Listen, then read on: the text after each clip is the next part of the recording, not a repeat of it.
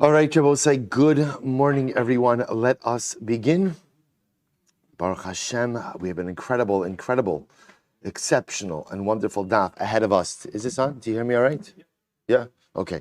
Wonderful daf ahead of us today. To begin by thanking our sponsors for today's daf, to thank Yoel Sara Kelman for dedicating all the Sherman Drashos this month in honor of the birth of their daughter, Oriya Tahel, and in the hope that in yahrzeit Hashem, the tefilos of all those who are davening for children will be answered b'karov.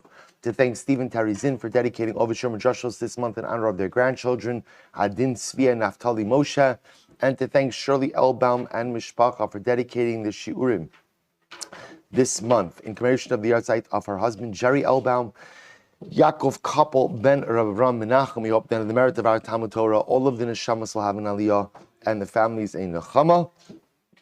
And above with that, let us begin. I want to thank Rakam and Akiva for giving yesterday's daf. We are picking up, hopefully you did your homework in Yahrzeit Hashem. We are picking up on Zayin Amud Aleph. And if you didn't do it, I'm sorry. Oh, you didn't see that. You don't use the internet. That's beautiful. Wow. That's not a Matzah Shabbos. Incredible. Wow. Fantastic. Good. You don't set an alarm either, apparently. It's not that. All right. Yeah, we'll do this later on. Good. I don't say we're picking up. I'm sorry for those who don't use internet on Matzah Shabbos. You'll in yahrzeit Hashem do the homework today. But I both say we are picking up. It's the only way we're going to be able to keep up with yahrzeit Hashem. We are picking up with Amar of Shmuel Bar Yehuda. So both say it's 2, 4, 6, 8, 9 lines down from the top. Incredible sugi ahead of us. Amar of Shmuel Bar Yehuda. Sholcha lahem Esther lechachamim. Esther sent a message. Thank you. Esther sent a message to the Chachamim. Kivuni ledoros. Esther says to the Chachamim, I want to be established as a Yom Tiv. Rashi says, Kivuni liyom tiv ulekriya v'liyos li l'shem. Now, both say the truth is we're going to see Esther makes two separate and distinct requests. Right? The first request ultimately was Kivuni ledoros. Establish me as a Yom Tiv. Sholchula. So they sent to Esther, Kina'at me'oreres aleinu lebein ha'umos. They sent to Esther, we can't establish you as a Yom Tiv because you are going to create animosity amongst the nations. In other words, remember again, Purim is a celebration of our victory over our Gentile enemies. So they said to Esther, if you establish us as a Yom Tiv, chas v'shalom again, you're going to create animosity between us and our Gentile neighbors. Sholcha lahem, Esther said, don't worry about it. Esther said this story is already recorded in the annals of history. It's already recorded as part of the historical record of the Persian Median Empire. So therefore again, Esther ultimately is established as a it is established as a Yom Tiv. Good. Rabbi Chanina, Rabbi Yochanan, Rabbi Chaviva must not be called a Seder Moed. Kol ki zuga Khalifa Rabbi Yochanan u'ma'al Rabbi Yonasan. All right, so the Gemara says Rabbi Chanina, and Rabbi Yochanan and Rabbi Chaviva. Whenever you see this group in Seder Moed, take out Rabbi Yochanan and instead it's Rabbi Yonasan. What do they say? Shalchu lahem Esther lechachamim. Esther sent to the Chachamim kisvuni ladoros. So remember again, the first time around it was kivuni ladoros. Establish me as a Yom Tiv. This time now it's what? Kisvuni ladoros. Go ahead and write me in minars, including me in Tanakh. So both say, so that's why Rashi points out in the Kivuni, Rashi also says over here that ultimately Lekriya, but ultimately or Lekarye Liyosli the shame. But here Esther is asking, allow Megillah Esther to be recorded as part of Sefer Tanakh. Kisvuni ladoros. Shalchula. So listen to this. They sent to Esther Amalka. They sent to Esther. Halo kasafti lach shlishim. So we'll say, so quoting over here the pasuk from Mishlei, and the pasuk says Halo kasafti lach shlishim, which literally means I've written you 3 times. Now we're going to see what this means in just a moment. Shlishim v'lo raviyim. There are 3 based on this pasuk about saying Mishlei. We understand that there are to be 3 recorded instances of war with Amalek.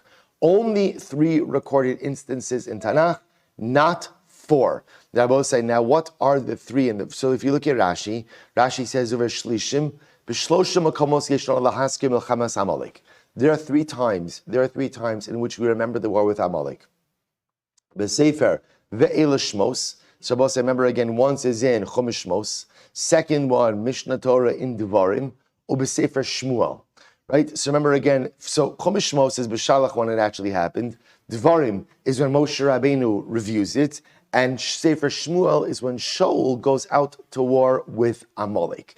There are 3 recorded instances of war with Amalek with Tanakh. And based on the pasuk of Shlomo HaMelech, Shlomo says, B'zeu shomer Shlomo b'davar b'shelishuso iyata rashay l'ravo. So therefore Shlomo HaMelech says, 3 recorded instances of Amalek, not 4. Now the problem is, if we include Megillas Esther in Tanakh, Megillas Esther is the story of the war with Amalek as well. That'll be a 4th instance of a war with Amalek. So the Gemara says, Ad shematzulo mikra kasu b'Torah, until Chazal found another pasuk. And what was the other pasuk? Another pasuk that allowed them to include Megillas Esther. And what was the other pasuk? Ksov zos zikaron b'sefer. So the pasuk says, this is in Shmos, this is by the actual war with Amalek. So after that victory, the pasuk says, Ksov zos zikaron b'sefer. Write this as a remembrance in the sefer. So the Gemara says, listen to this. So the Gemara darshans, Ksav zos masha kasov kan obe mishnah. So the Gemara says, Ksav zos masha kasov kan. Ultimately, again, the Gemara breaks up the pasuk. Write this. That's what's referring to ultimately what's recorded in Chumash Shmos. Ube mishnah Torah. Zikar. So we'll say, interestingly enough, the Gemara is understanding that the phrase Ksav zos, write this, is a reference to both instances of Amalek in Chumash. Both that which occurred in Shmos, as well as that which occurred in Devarim. Zikaron, mashakasav b'neviim, a remembrance refers to that which was recorded in Navi. Basefer, mashakasav b'Megillah. So we'll say essentially what Chazal did was something very interesting. They darshan this pasuk Ksav zos zikaron basefer to highlight or to foreshadow the references to Amalek. Ksav zos, we group the 2 mentions in Chumash together. So we could group both Shmos and Devarim together.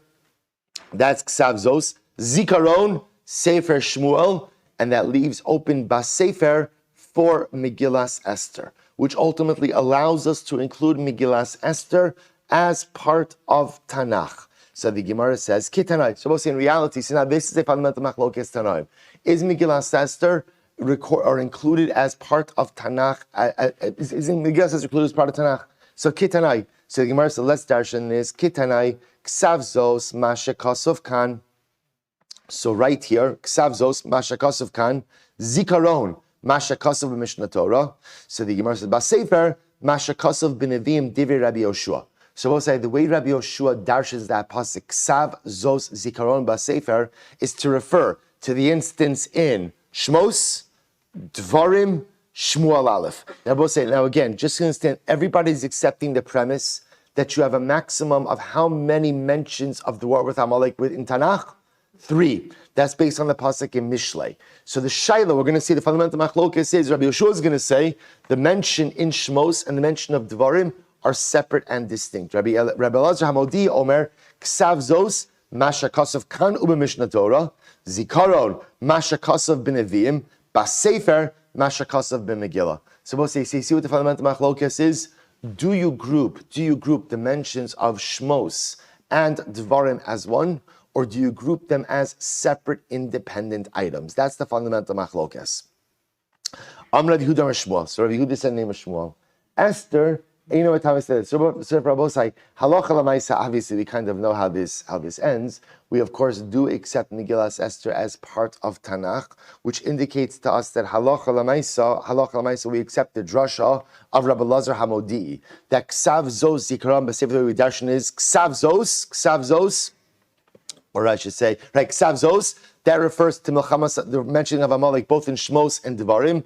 Zikaron refers to the episode in Shmuel Aleph, and Basefer ultimately again refers to Megillas Esther. Incredible. Some Rabbi Yehuda Shmuel, Esther Eine Metame Sayadayim So Rabbi Yehuda said, name of Shmuel, Esther, Megillas Esther, does not metame yadayim, does not relay ritual impurity to the hands. Now, both say, now what does that have to do with anything? We know that halacha l'maisa, there was a rabbinic enactment that halacha l'maisa, if you touch kisvei kodesh, they're metame es hayadayim. So if you touch a sefer Torah, or you touch scrolls of Sifrei Tanakh, they go ahead and convey ritual impurity to your hands. Remember, we had this in brachos. Why? Where does this come from? Remember, I will say there was an interesting practice that developed, which was to go ahead and store truma next to Sifrei Torah.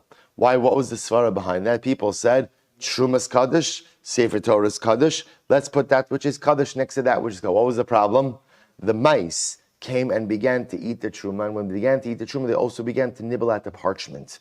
So in order to avoid the storage of truma or any food item really next to Sifrei Kodesh, they said Sifrei Kodesh are metameis hayadayim. That would pretty much dissuade anyone from going ahead and storing truma next to Kisvei Kodesh. Sifrei says the name of Shmuel, Esther metameis hayadayim. Esther, Megillas Esther, does not convey ritual impurity to the hands. Which tells us what, Rabbi say? Which tells us what? That really Megillas Esther is not part of Tanakh. That's really what it tells us. It also tells us something else. L'meimra, the Savar Shmuel, Esther la Burach HaKodesh. We'll say first wide line. It also teaches us that according to Shmuel, Esther, the Megillas Esther was not written with prophetic vision. It was not written Beruach HaKodesh. So the Gemara says, really? Shmuel, Esther Baruch HaKodesh Ne'emra. But Shmuel said Esther was written Baruch HaKodesh. To which the Gemara says, Ne'emra Likros, velo Ne'emra Liktov. It's possible, we'll say, that Megillas Esther, this is fascinating. Maybe the story, obligation is to say the story over, but to say it over Baal Peh, right? To say it over verbally, but not to go ahead and commit it to writing. So the Gemara says, Meisel Reza Kashra, Mei Omer, Koheles in Betames Hayadai Machlokes B'Shir Hashirim. Rabbi Meir says, similarly, Koheles is not Metames Hayadayim, which we're going to see whenever you see a phrase like that a particular book, a particular sefer is not Metames Hayadayim, that's another way of saying it's not part of Tanakh. And if it's not part of Tanakh, why isn't it part of Tanakh? Why not? Usually because it's not written Baruch HaKodesh. So let's say, according to Rabbi Meir, when he says that Koheles is not part of Tanakh, it's not right, it's not Metames Hayadayim, what that means is, according to Rabbi Meir, Koheles is Shlomo HaMelech's own personal wisdom, not inspired by Ruach HaKodesh, therefore not part of formal Tanakh, therefore not Metames Hayadayim. Machlokes is Shir Hashirim. There's a machlokes if Shir Hashirim is Metames Hayadayim or not.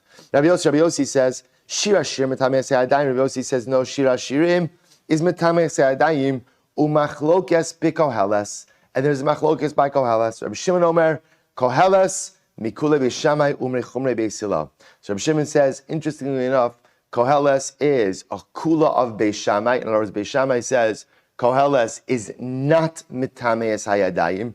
Beisilo says it is, because Beisilo says it was written Baruch HaKodesh and included in Tanakh. Aval Rus, the Shir Hashirim, the Esther, Mitameis Hayadayim. Barus, Shir Hashirim Esther Amatamas Esther. So what do you see from here? That Megillas Esther is Metameis Hayadayim, which means what? Number one means what? Number one means Baruch HaKodesh. Number two, therefore it's Sifrei Tanakh. And number three, therefore what? Well, like you said, it's Metameis Hayadayim. Good. So the Gemara says, who done with Rabbi Yeshua? He also Rabbi Yeshua.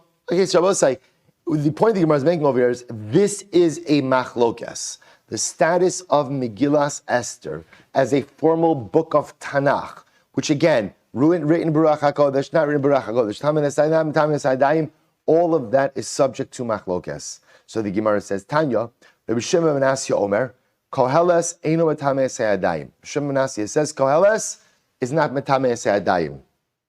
Why not? Because ultimately, again, it is the wisdom of Shlomo HaMelech. In other words, we'll say, it's important, it's wonderful, but it's personal Solomonic wisdom. It's not divinely inspired. It's Shlomo HaMelech's own chachma. Amar lo, v'chizu bilvat amar. Is this the only wisdom that Shlomo HaMelech espoused? V'alo kvar ne'emar, v'aydaber shloshes alafim mashal. Shlomo HaMelech said over 3,000 mashalos.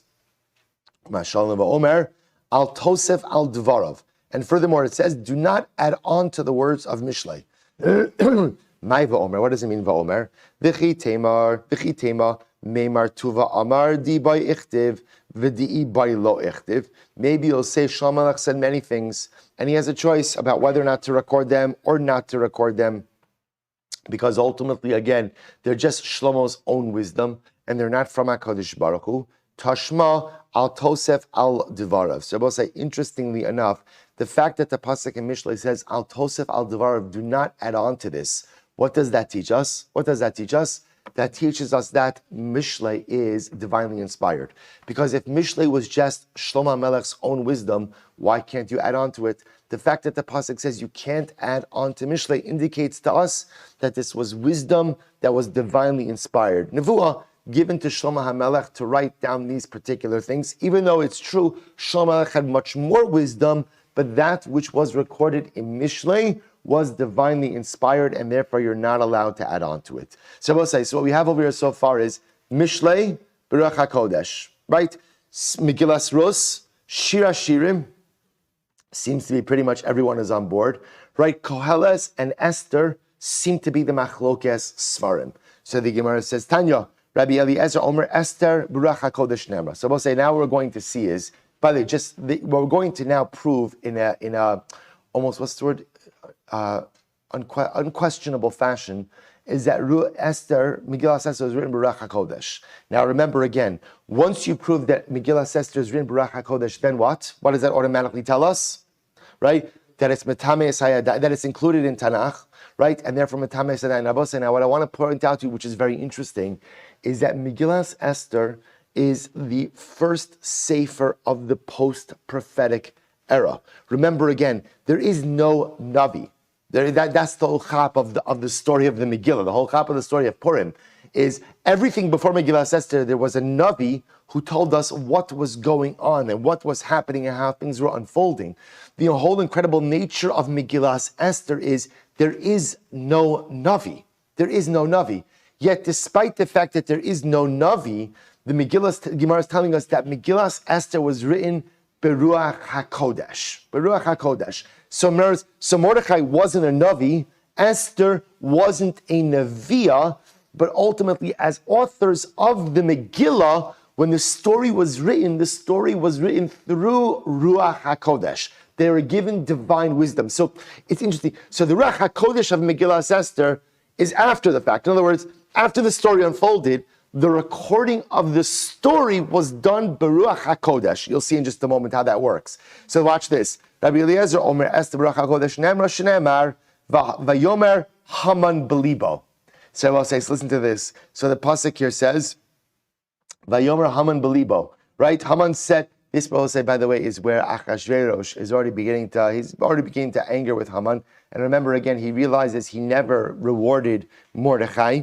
So he calls in Haman and he said, what should we do to the man? Right? What should we do to the man? How should we reward him? So Haman Belibo, Haman says to himself, who is the king talking about? Who is the king talking about? Me. So let's listen to this. Rabbi Eliezer says, I'll show you the proof that the Megillah was written Beruach HaKodesh. How do you know that?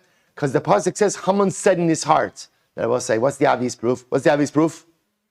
How does anyone know what Haman's saying in his heart? Rather, it must be that HaKadosh Baruch Hu gave Esther and Mordechai Ruach HaKodesh when they were writing down the Megillah. Rabbi Akiva says, Rabbi Akiva Omer Esther Ruach HaKodesh Nemra Shene'emar Vati Esther Nosas Chein Be'inei Kol Ra'eha. Esther found favor in the eyes of all that saw her. Once again, how do you know if you really find favor in the eyes of people who see you? So again, Rabbi Akiva also saying clear that the Megillah was written Beruach HaKodesh. Rabbi Meir says, Es Beruach HaKodesh Nemra Shneemar Vayivoda Hadavar LeMordechai. Rabbi say this is the assassination attempt of Big Son and Seresh. Or I should say the assassination attempt on Achashverosh's life by Big Son and Seresh. Vayivoda Hadavar LeMordechai. The matter became known to Mordechai. How did the matter become known to Mordechai? It must have been that HaKadosh Baruch Hu informed him. So all proves that the Megillah is written Beruach HaKodesh. Rabbi Yossi ben Dormaskis Omer Esther Beruach HaKodesh Ne'emra Shene'emar Ubabiza Lo Shalchu Es Yadam. But listen to this. The pasuk says that after the Jews overcame their enemies in Shushan, they did not take any of the spoils. Now, how would you know no one took any of the spoils? How would they know that? So these are all different psukim that a person could not know, right? Information that you could not know on your own. Amar Shmuel. So let's listen to this. Shmuel says, Iavi Hasam, Hava Mina Milsa Dadifa Mikulu. Shmuel says, guys, good job. But I'll tell you even the best proof. Shenamar, Kimu V'Kiblu. Listen to this, at the end of the Megillah. So the Megillah says, Kimu v'kiblu ha'Yehudim aleim v'al zarab.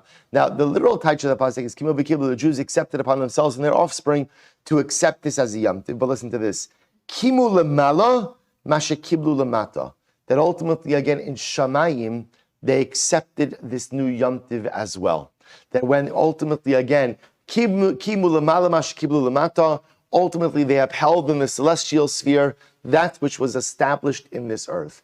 Now, how would you know that HaKadosh Baruch Hu was happy with the creation of this new Yom Tiv if there wasn't Ruach HaKodesh? Incredible. So Amar Rava says, L'kulhu islu pircha, lebar midishmod l'slei pircha. So let's listen to this. So Rava says, the truth is, these are all good proofs, but they can all be refuted. They can all be refuted with the exception of Shmuel's proof. How can you refute all the previous proofs? Rava say, watch this. Listen to this. To Rabbi Eliezer, Svarahu. So listen to this. Remember, what was Rabbi Eliezer's proof? Rabbi Eliezer's proof was Vayomer Haman Belibo. So which is supposed to say, you don't need Ruach HaKodesh to know that, right? Because at the end, excuse me, Rabbi Eliezer says, Svarahu. It's a Svara. Telohava inish dechashav l'malko kavase. Bose makes total sense that when Achashverosh is speaking about rewarding someone who is very close and near and dear to him, it's normal that Haman would automatically assume, who is he talking about? Haman. And by the way, we also would have assumed, without the rest of the storyline, without the narrator helping us, that he was talking about Haman. V'hai kimafish tova v'amar adaite denafshi ka'amar. So the Gemara says, therefore, in other words, you don't need Ruach HaKodesh to understand that Haman, when Achashverosh is talking to him, that Haman thought that it was him whom the king would want to do a lot for. The Gemara says, Rabbi Akiva. Remember, what was Rabbi Akiva's proof? Vati Esther nosas chein be'inei kol ro'eha. Esther found favor in the eyes of everyone who saw her. So you don't need Ruach HaKodesh, and I'll tell you why. Rabbi Elazar, da'amar melamed shekol echad ve'echad nidmisa lo ku'umaso. But we're going to see this in the Agarata a little bit later on, that one of the great miracles was, Achashverosh had an empire of 127 countries, which means a lot of different types of nations and a lot of different types of cultures. Part of the miracle is that everyone felt that Esther was one of them. Then I both say, so the Gemara says something very interesting. It doesn't have to be as Ruach HaKodesh. Esther heard people talking. She heard people talking. So she heard people saying, the queen is like us. The queen is one of us. So it doesn't require Ruach HaKodesh. She literally heard it. Next, V'had Rabbi Meir, Domak Rabbi Chia bar Abba. What was Rabbi Meir? Rabbi Meir said, Vayivada hadavar leMordechai. Mordechai found out about the assassination plot. So Rabbi Meir says it must be Ruach HaKodesh. So the Gemara says, maybe not. Domak Rabbi Chia bar Abba, Da'amar, big son v'seresh shnei tarshim hayu. So also remember again, we're going to see this later on in the Agadat Rabbosai. You're going to see one of the most incredible parts of Maseches Megillah is we're going to pretty much go through the Megillah line by line. Well, not the whole Megillah, but good parts of the Megillah line by line, and understand the beautiful Agadat associated with the Megillah. One of the things that's going to come up is we're going to see how did Mordechai know about the assassination attempt. Big son and Seresh were Tarshim. That was their nationality. They were speaking in Tarshian tongue because they assumed no one understood it. Little did they know Mordechai was a member of the Sanhedrin. And as a member of the Sanhedrin, you had to speak 70 languages. He understood, he overheard them. So they didn't even bother to hide their plan because they just figured no one understands what we're saying. And therefore again, halacha l'maisa, Mordechai understood. So they didn't require Ruach HaKodesh. He just overheard them. V'hai Rabbi Yossi bar Damascus. What did Rabbi Yossi bar Damascus? Rabbi Yossi who said, Ubabiza lo shalchu yadam. The Jews did not go ahead and take any of the spoils. Doesn't that require Ruach HaKodesh? Dilma pristaki shador. Maybe messengers sent word to Mordechai and Esther saying it's incredible. The Jews have overcome their enemies, yet they're not taking any of the spoils. Good. So the Gemara says the Shmuel vade les lepercha, but Shmuel's proof. So both say Shmuel's proof of kimu v'kiblu. Kimu lemala mashe kiblu lemata vaday les lehu pircha. Ultimately, again, that does not have any refutation. So the Rebbe says, this is so sweet. Amar Ravina says, Hainu Darmish is what people say, Tava chada pilpalta charifta mimali tsani kari. This is the famous adage. People use this all the time, right? One sharp pepper is better than a basket full of melons.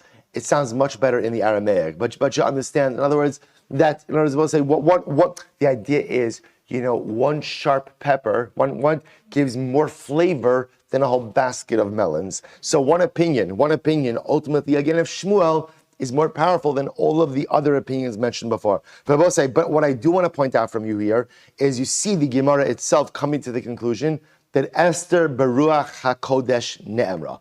Megillas Esther was written Beruach HaKodesh. Machlokes as to how we know it, but that's where the Gemara is settling on this. Esther was written Beruach HaKodesh. If Esther was written Beruach HaKodesh, then what? Then halacha l'maisa.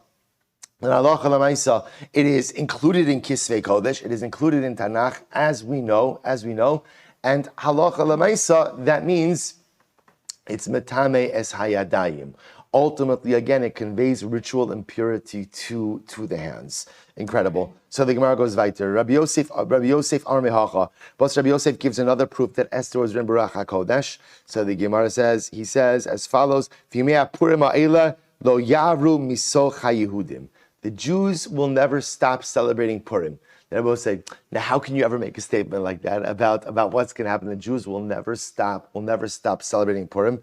So Rabbi said, obviously, in order to be able to make a statement like that, ultimately, again, in order to make a statement like that, so you have to go ahead and have Ruach HaKodesh. Rabbi said, I'll tell you something. So Rab Nachman Yitzchak Mehacha v'zichram lo yasuf mizaram. Ultimately, again, their memory will never depart from their generation. So be able to make a statement like that Purim is going to remain part of all of Klal Yisrael for all generations. Obviously, I'll just say something amazing. Somebody sent me, I have a person who I know who has a hobby of collecting, like unique Judaica. So they have like these auction houses for Judaica. And he sent me something that he was looking at, which was a Megillah Esther that was hidden in Auschwitz, and it's a Megillah, a tiny little Megillah, which is just absolutely incredible. And he sent this to me. I'm looking at this Gemara that here the Megillah says. How do you know Megillah Esther was written ultimately Ruach HaKodesh? Ultimately, V'yimei Purim lo ya'avru misoch haYehudim v'zichram lo yosef mizaram. That no matter what happens to Klal Yisrael, the Megillah says, Purim always be. You understand, like the prophetic import of that is not just that the actual reading of the Megillah will remain part of Klal Yisrael, but ultimately, again, the Purim story, because isn't the story of Klal Yisrael, like we mentioned last week, isn't the story of Klal Yisrael the story of Purim? I somehow forgot to mention it on Shabbos. I will say, just Erev Shabbos, there was a levaya for this 26-year-old man from Eretz Yisrael, Yehuda Dinterman, Hashem Yikom Domo, who was murdered on his way home from an outpost in Chomesh. Right, this was the terror attack on these three young men who were driving home from. They have this yeshiva on this hilltop in Chomesh, and about 25 years old, father of a young child, and it just seems to clearly was just a precious neshama who was moser nefesh for Am Yisrael, for Eretz Yisrael, for Torah Yisrael.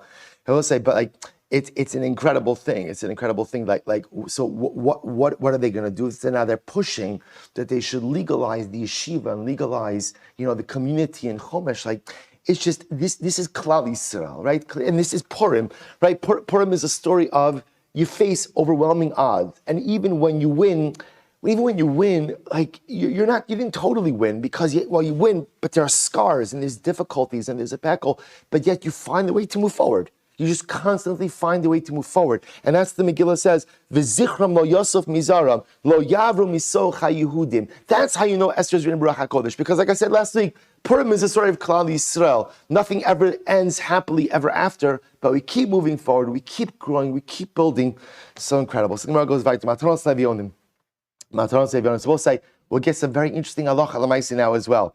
Tani Rav Yosef. So we'll say, Mishlach Manos Ishra'eu. We'll say, listen to this. What's the halacha of shalach manas? So we'll say, I just want to mention, by the way, we have the notebooks, I guess they're in the office, right? I'll bring them out afterwards. For Masechet Megillah, please take one, record notes, because we're going to finish this a couple of months in advance of Purim, but we're literally seeing all of the sugyas. Shabbos say, what's shalach manas? What's the halacha of shalach manas? Umishloach manos ishtarei ehu. What do you have to do? Shtei manos li'ish echad.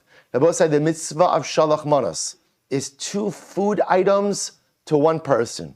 2 food items to one person. Umatanos levyonim. What's matanos levyonim? Shtei matanos l'shnei b'nei adam. But say matanos levyonim is 2 gifts to 2 people, or really, in other words, 1 gift each to 2 people. So matanos levyonim means I have to give money, right, to 2 people, right, or a gift of some sort to 2 people. Shalach manas is 2 food items to 1 person. Rabbi Yehuda Nesiya Shadlei Rabbi Oshia. Let's get ready for this. Rabbi Yehuda Nesiya sent Rabbi Oshia. Amto de igla tilsa the garba de chamra. So he sent him for shalach manas. Listen to this shalach manas, right? The thigh of a 3rd-born calf, or a calf that had reached 1/3 of its maturity. In other words, the best cut of meat. The thigh of a calf, and a bottle of wine. Another bottle of wine. So ultimately, again, what does Rav Oshia respond? Rav Oshia responds, shalach lei amud beis kayamta banu rabbeinu mishlach manos Israel. That's a shalach manas, right? Right, the thigh of a calf and a bottle of wine. That's a shalach manas. So the Gemara says, Rashi says that trei manos ika. So I will say, I'll just point out to you something very, well, actually, let's read the rest of the Gemara, then we'll do the halacha l'maisa, because a lot of very interesting halacha l'maisa over here over what constitutes shalach manas. So the Gemara says, kayam taban rabbeinu umishloach manos. Rabbi say the Gra takes out that phrase umatanos le'adyonim. He removes that. That doesn't belong there. If you notice, by the way, Rashi in his Girsa doesn't have it either. So, right, you fulfilled shalach manas, because again, that's 2 items, right? Ultimately, again, a piece of meat and a bottle of wine, which you all see from this Gemara is very important, which is that a drink also counts as part of shalach manas. Rabba, Shadr lemari barmar biyad Abaye mala taska de kashua umala kasa de kimcha de avshuna. So I will say a very interesting, listen to this. So Rabba had sent to Mari Barmar, and Abai was the shaliach. Abai was the messenger. He sent it to Abai. What did he send him? Malay taska de kavsha. He sent him a basket. Rashi says a sack, like a bag, right? A basket filled with dates. O malay kasa kimcha de avshuna. And a cup filled with roasted flour. Rashi says, Davshuna, Shinis Yavshu Achitim Betanor, Ba'odan Karmel V'Kemach Shlan Masach Liolam. So apparently, if you roast flour, you roast grain kernels, it produces sweet flour. But it's edible. It's edible in that state. So he sent them a basket of dates, right? And a basket of this roasted grain kernels, grain flour. Amar Abaye says, like, listen, Rabbi, I'll deliver this shalach manas, but I got to tell you, hashta Amar Mari. So Abaye delivers it, and he said, Mari's going to say, or Mari did say, Ichakla malka lehave dikula mitzavari lo nachas. If the farmer becomes a king, does he not remove the feed basket from his neck? In other words, which he was saying to Rabba, that's poor man's shalach manas. You could do better than that, right? You could do better than, I was about to say, which is actually something very interesting, because what it's saying is that what it seems to be saying over here is that halacha l'maisa, shalach manas have to have some level of importance, and that importance has to be reflective of the person who's giving it and the person who is receiving it. So ultimately, again, Mari is not saying this, but Abaye is going to say, Mari is going to say, Rebbe, if the farmer becomes a king, doesn't he take the feed basket off his neck? In other words, that this would, now remember, we'll say, Rabba was the head of Pumbedisa, right? He was the Rav of Pumbedisa. He was the highest ranking official in the city of Pumbedisa, which was a Torah center. And he was wealthy as a result of that position. So you got to do a little better. You got to up your game, up your Shalach Manas game a little bit over here. So listen to this. Hadar Shadale Ihu, Male Taska de Zangvila, Umalekaska de Palpata Aricha. So I'll say now, Mari sent back with Abaye another shalach manas. What did he send back? He sent back a basket filled with ginger and a cup filled with long peppers. Amar Abaye. Now Abaye says now to Mari, Hashta Amar Mar. Now ultimately again, Rabbi Huda Nasiya is going to say, Hashta Amar Mar, Ana Shadri Lechuye. I sent you something sweet. Viu Shadri Lechurfa, and you're sending me something bitter. Right? So we'll say. So interestingly enough, it seems to be that Abaye is the one who's kind of like telling each of them, you got to do a little bit better in the Shalach Manas department. So I will say, so I just want to point out here, just pause here for just a moment, because this is actually the end of the Shalach Manas. So I will say, about Shalach Manas, sometimes regarding Shalach Manas, there's a little bit of confusion with what the halacha is. So the halacha with Shalach Manas, I just want to point out to you over here is in Siman Tov Reish Tzadikei Sif Dalid. So listen to the halacha.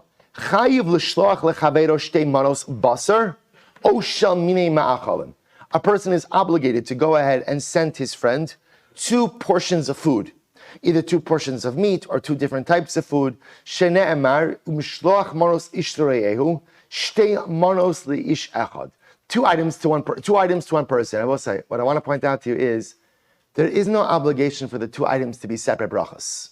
Right? There is no such obligation, right? All you need is 2 separate items. In other words, what you can't do is send 2 of the same thing, right? So I can't send, 2 chalas, right? 2 chalas. So I could send the challah and the bottle of wine. I could send the challah and a piece of meat. I could send a piece of meat and a cake. In other words, they don't have to be 2. I know I keep on giving 2 examples of 2 different brachas, right? But halacha l'maisa, they need not be of 2 separate brachas, right? They just have to be 2 distinct items, and ultimately, halacha l'maisa, they could also go ahead and one other thing is they have to be ready to eat. Right? In other words, you cannot send, I will say it's always interesting that sometimes people do like these very elaborate shalach manas, right? But a lot of times it includes raw foods, right? The pasta, this and that. That's fine. In other words, if you have that in there with other stuff, that's fine. You want to make it look pretty. That's not a problem.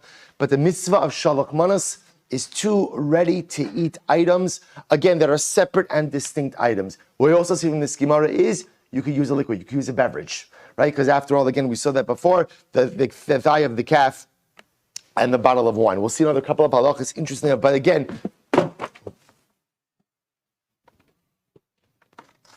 sorry. Okay, sorry. So let's go weiter. So the Gemara says weiter. So the Gemara says, Amr Abaye. Abaye says, Hainu da'armi inshi. So, I'm sorry, I skipped. Amr Abaye, kinafki mi bei Mar. So listen to this, Abaye says, when I left the house of Mar, Rashi says, kishiatzasi mi beis Adoni Rabba, leilech lebeis Abamari, or Mari bar Mar. So Abaye is talking. So because Abaye was kind of the shaliach, but say just another interesting discussion, which we're not going to get into now just because of time, is whether or not shalach manas has to be sent through an agent. This is a fascinating discussion in the Rishonim, because the lashon of mishloach manos seems to indicate that you need a shaliach, you need an intermediary. So there is a whole discussion regarding shalach manos of, do you fulfill the mitzvah if you deliver it yourself? We paskin halacha l'maisa say yes, but I'm just sensitizing you to the sugya that exists. So listen to this. Amar Abaye says, kinafki mi beimar havasavano. When I left my Rebbe's home, when I left Rabbah, right? Abaye's Rebbe was Rabbah. When I left my Rebbe's home, Rabbah, I was full. I thought I was full. Kimatai lahasam. But when I got to the house of Mari bar Mar, when I got to the house of Mari, krivulu shisin tzoi the shisin mine kedera. They brought out 60 different types of cooked dishes, a smorgasbord, right? A whole bunch of stuff. Va'achli bahu shisin plugi, and I ate 60 portions, right? Now, Lav Dafki ate all of them, but he ate a little bit of each of them. Listen to this. Ubishula basraisa, and the last thing they brought out, havukari lahu tzli kedar.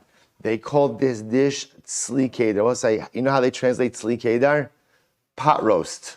They brought out, we'll say, now just going to say, what is a pot roast? What is a pot roast? So again, at least in the Gemara, it's just a piece of meat that you put into a pot, that you put then into an enclosed area, an oven to cook, and the meat cooks in its own juices.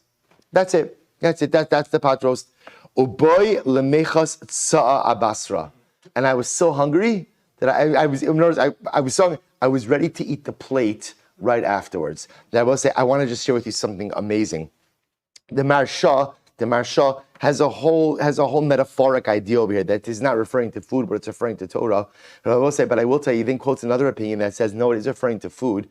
This is absolutely incredible. I saw last night, quoting the Sefer Daf al Daf, he quotes the Chidah. The Chidah says that when he was by Rav Rafal of Amsterdam, I don't know who that is, but he was by Rafal of Amsterdam. The Chidah did a whole hakaf, he did journeys.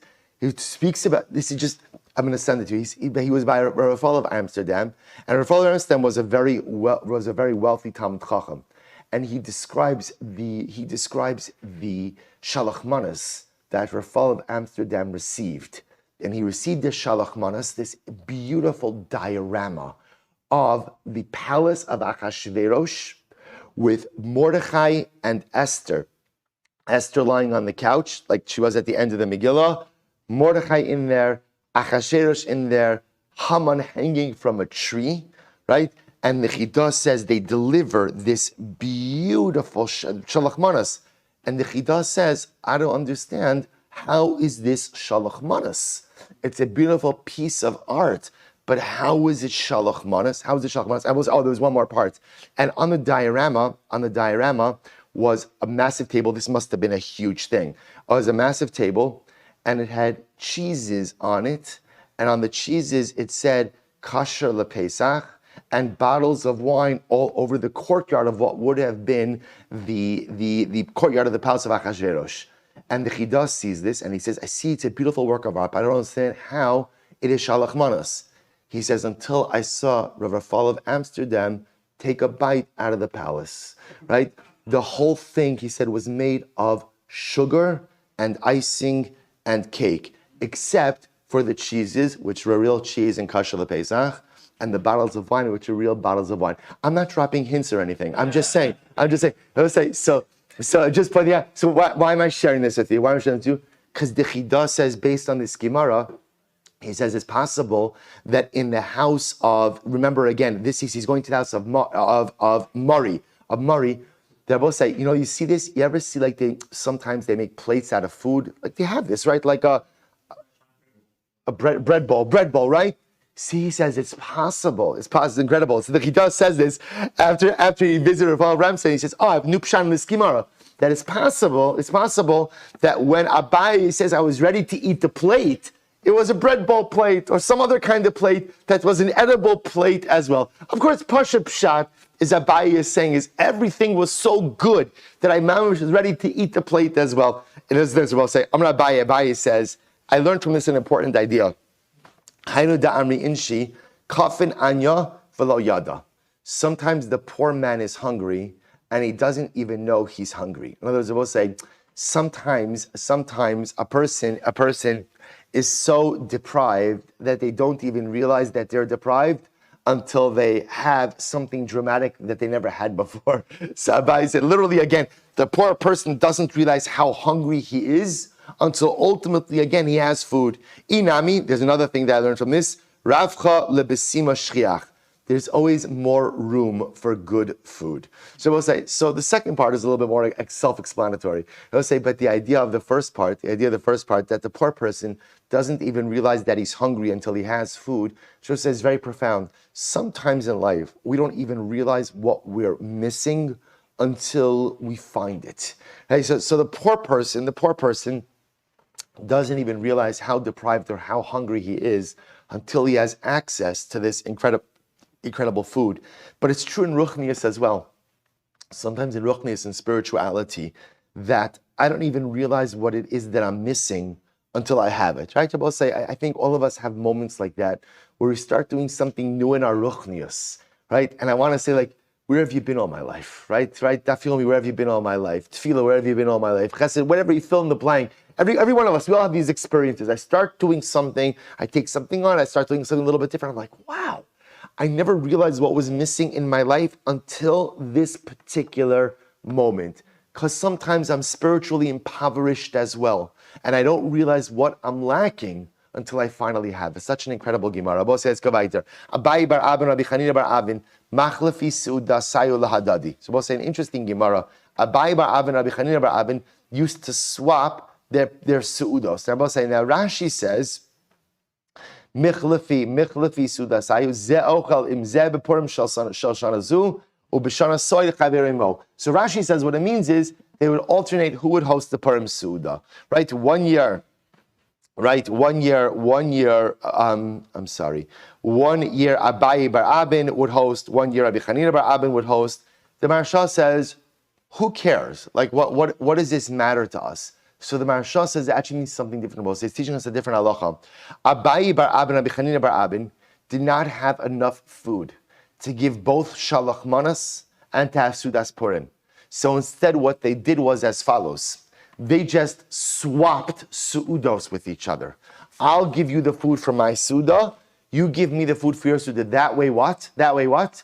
I fulfill the mitzvah of shalach manas, because I'm giving 2 food items to someone else, but I still have what I need for my own su'udah. I will say, and that in fact is codified in Shulchan Aruch as a viable shalach manas option. If a person does not have enough for both su'udah and shalach manas, you could simply go ahead and swap your su'udah with someone else. Incredible. So we'll say, get ready for this Gemara, okay? I'm going to try to pack it in 10 minutes. Here we go. We'll say, this is incredible. Amar Rava. Rava says, Mechayiv inish levasume bepurya ad lo yada bein R Avraham Menachem. We'll say a person is obligated, literally again, to become fragrant, which means to become intoxicated on Purim until I don't know there's between R Avraham and Baruch Mordechai. Both say there's a mitzvah on Purim. And by the way, Lush doesn't mechayiv, a mitzvah on Purim to get drunk, and not just to get drunk, but to get really drunk until you don't know the difference between R Avraham and Baruch Mordechai. Then I both say, now listen, the Gemara tells a story. Rabbi Zera, Abdu Sudas Purim Bahadi Adayu. Rabbi and Rabbi Zera, they had Purim Suda together. What happened? Ifsim, they got drunk. Come Rabba Shakte Rabbi Zera. Rabba got up and he killed Rabbi Zera. Again, just drunkenness. So we'll say, the next year when Rabba was sober, he davened and he brought Rabbi Zera back to life. So Lashana next year, Amarle, Nesi Marva Navis Udas Purim Bahadi Adadi. So Rabbi Zera, I have a great idea. Right, why don't we do Purim Suda together?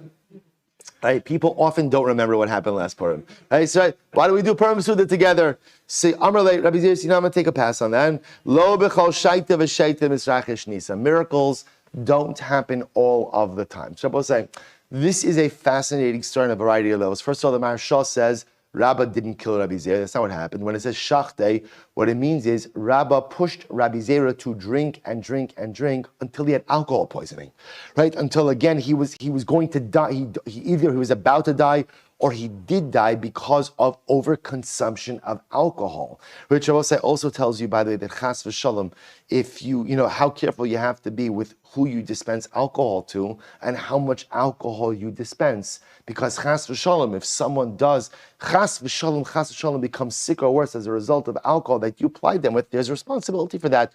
The Gemara says that Rabbi killed Rabbi Zera. Rabbi Maharsha cannot fathom the idea that Rabbi actually killed Rabbi Zera, but again, he kept plying him with the alcohol until he became sick, either almost died or did die. So I will say, here's what's interesting about this Gemara, right? If you think about this, by the way, the flow is very strange. What's strange? Right? The Gemara begins with a statement. What's the statement? Get drunk on Purim. And then what's the next part of the Gemara? The Gemara records a story of 2 great Rabbanim who followed the advice of the Gemara, and yet what happened? Disaster. So I'll say, as a result, there's a school of Rishonim that say the conclusion of the Gemara is don't get drunk on Purim, because that's the whole point of the story, right? The Gemara tells you get drunk. Okay, let me show you what happens when people get really drunk. Therefore, again, the Rabbeinu Ephraim, others paskin that halacha lemaisa, do not get drunk on Purim. Can you drink some wine? Sure, you could drink some wine. But the Rabbeinu Ephraim, the whole school of Rishonim who say the point of the inclusion of the story is to teach us, do not get drunk on Purim. Then there's another school of thought, like the Rambam, famous Rambam, also quoted by the Rambam in Shulchan Aruch, that what does it mean? What does that mean? How do you reach a level where you don't know the difference between R Haman and Baruch Mordechai? But cursed is Haman and blessed is Mordechai. How do you reach that level? Rambam says, fall asleep. Fall asleep. Drink a little bit more than you're accustomed to until you get tired, right? Fall asleep, and therefore when you're asleep, you don't know the difference between R Haman and Baruch Mordechai. Then there's the position, the third school of thought that says you don't have to get drunk. Just drink a little bit more than you're normally accustomed to. So Rabbi says, so now here's what you have. You have really schools, four different opinions. Right? Opinion number one, Rabbeinu Ephraim, story tells us, don't get drunk at all on Purim. Story number two, Rambam, drink until you're tired and fall asleep. Opinion number three, drink a little bit more than you're accustomed to. And then again, Rabbi say there is still, as codified in the Shulchan Aruch, get drunk on Purim. But what's the point of the story? Rabbi say, what's the point of the story? Even when you get drunk on Purim, you have to be in control. And as Rabbi say, in halacha there's a concept, it was called lot drunk, right? What's the status of lot drunk? It's kind of self-explanatory, right? Lot drunk is when a person can't even tell they're seeing right and wrong. That is never sanctioned in halacha. Even Rabbi say, and this is so important because people do the most inappropriate things on Purim under the umbrella of Simchas Purim. Anytime making a Chilul Hashem, or doing something that is inappropriate, or doing something that is questionable, or talking or acting in a way unbefitting of a Ben Torah of a Yid, it's not a mitzvah anymore. That's lot. That's lot drunk. So I just want to point out, even the opinions, like the Shulchan Aruch says, you should get drunk on Purim. When a Jew gets drunk, you know what it means when a Jew gets drunk? He sings miras. He says divrei Torah. He loves every single person, right? That's what happens when a Jew gets drunk. If a person's drunken behavior is anything other than that, then that's not what the halacha wants, and that's not what the halacha demands. I will say what I will share with you is something absolutely amazing, and I'm going to send it out later on. In the back of the Gemara, the newer Gemara, there's something called Yalkut HaMefarshim. So that is kind of like a compilation. So I saw this a number of years ago. Quotes the Chachmas Manoach. So the Chachmas Manoach says, what does this mean? Chayiv inish levasume bepuria ad lo yada beit R Avraham Menachem Mordechai. What? People say it's even strange because what does it mean? I should drink until I don't know the difference between cursed is Haman, blessed is Mordechai. People say, listen to this. It's worth it to spend time on this. People say the Chachmas Manoach says like this: every person in life has their Mordechais and has their Hamans. Who are my Hamans? My Hamans are people who have hurt me. People who have hurt me. People who have objectively hurt me. Who are my Mordechais?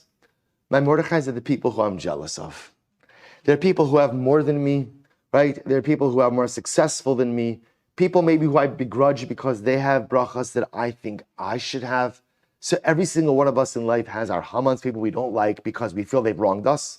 Whether they have or they haven't, I feel like they've wronged me. My Mordechais are people that I'm jealous of. We'll say, what's the whole yesod of Purim? What's the whole yesod of Purim? Is ultimately, again, achdus. Remember, Haman,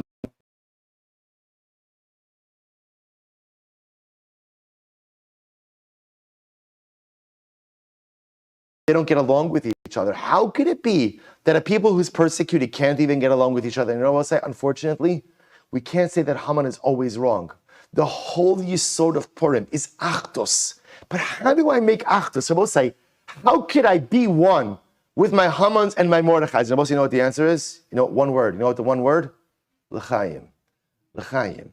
Something amazing happens when you make it l'chaim. When you drink a little bit of alcohol, Chachmas Manoach says, somehow, the interpersonal barriers come down. Sometimes you make a l'chaim, and a little bit of sharing a l'chaim together allows me to make shalom with my Mordechais and with my Hamans. Says the Chachmas Manoach, that's the avoda of Purim. Mechayev inish levasume bepuria. You're supposed to drink on Purim. Why? Adilo yada bein R Avraham Baruch Mordechai. The rest of the year, I hate that guy. I hate him. I mamish hate him. I'm not even like mincing words. I hate him. He's a novel, not even Birshus HaTorah. Shalom Birshus HaTorah. The guy's a Rosh Marusha. Why? I forgot already. But all I know is that I mamish hate him like a Haman. And that guy, Mordechai, I hate him also. You know why? He has Allah brachas, and yet I know he is such a rasha. He doesn't deserve it. I deserve those brachas. And during the rest of the year, I hate this one, I hate this one, I hate this one, I hate this one. Purim is one day of the year you can't hate anyone. You can't hate anyone. Okay, it's very nice. I can't hate anyone. Okay, I can't hate you, but I still hate you.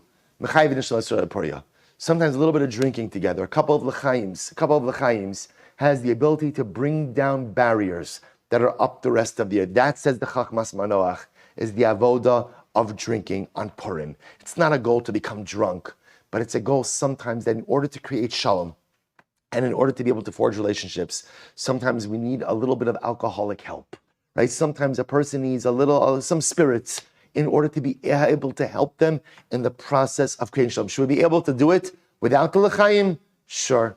But sometimes the little bit of assistance we have on Purim goes a long way for the shalom of Klal Yisrael. Let's go weiter. Amar Rava, Sudas Purim Shachla Balayla Yotzei Chabaso. So again, if a person eats the Su'udah of Purim at night, they're not Yotzei. They're not Yotzei. My taima, what's the reason?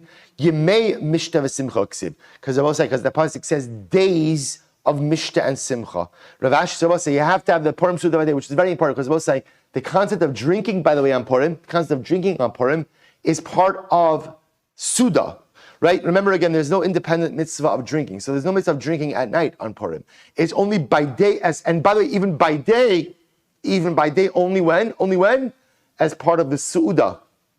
So we'll say why? Because it says Yimei Mishta. Rav Ashi of Yosef Kamed Rav Kana, Rav Yosef Kamed Rav Kana, Nagav Lo Asra Banan. Rav Ashi was sitting in the base medrash. It was getting late on Purim day, and no one showed up in the base medrash.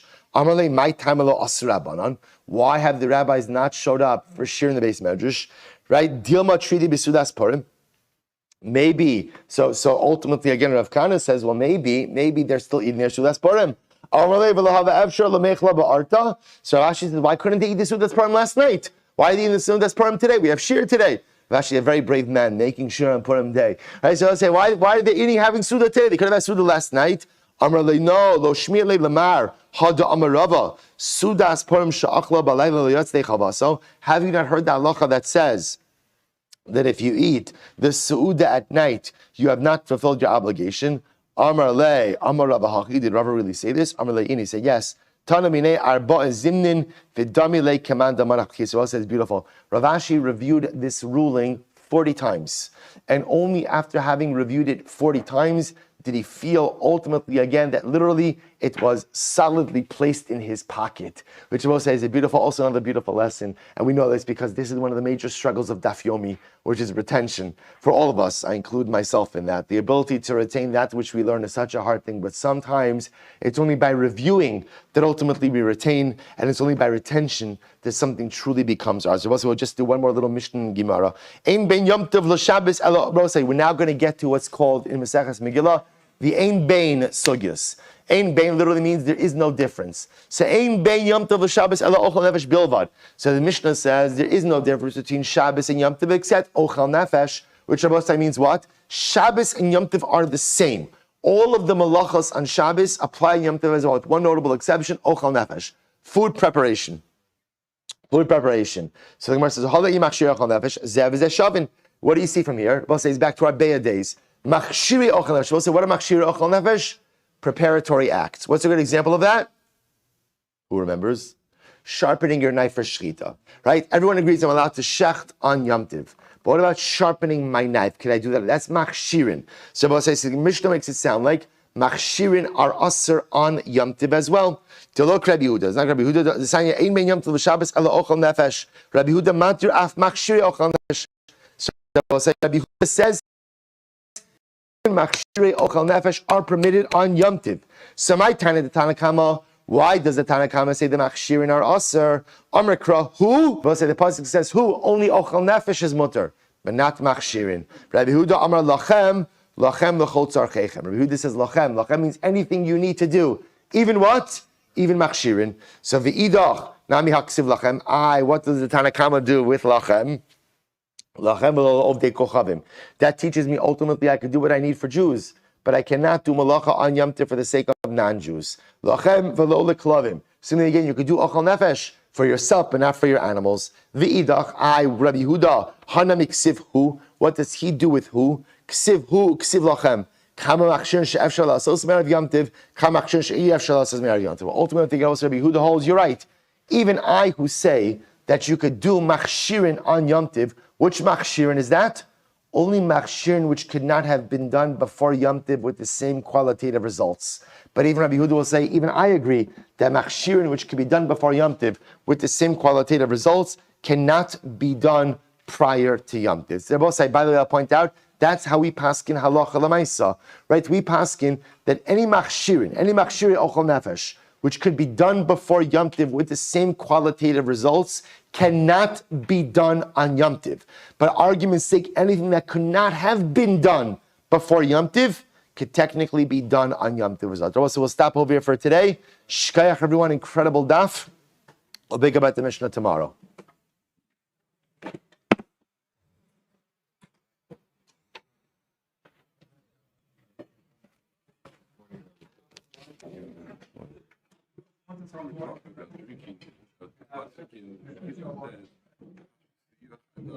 From the